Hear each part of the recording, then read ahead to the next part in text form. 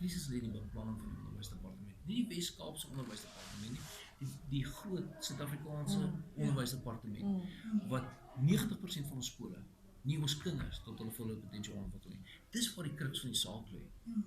Die vraag is nie hoekom Swartland een kind nie aanvaar nie. Dis nie die vraag nie. Die vraag is, hoekom word ander skole nie op dieselfde vlak gelig as wat 'n Swartland is, of wat 'n Polroos is, of wat 'n Hoërskool Stellenbosch is, of wat 'n skool ook.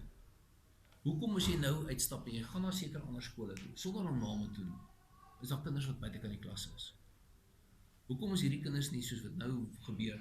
Pause het plaasgevind en ons kan oor 5 minute, wanneer hy tweede klok gelei het, ons gestap, dat elke kind in die klas is.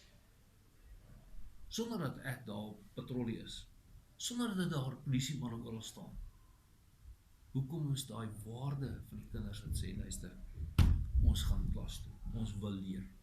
Dis die laaste periode nou, wat aangebreid het. Hoekom is daai kinders daar? Dis my vraag is, hoekom kan ons dit nie doen nie? Hoekom kan die onderwysdepartement nie kinders in klasse kry nie? Hoekom is daar onderwysers wat nie wil hulle kan bring nie? Dis my vraag.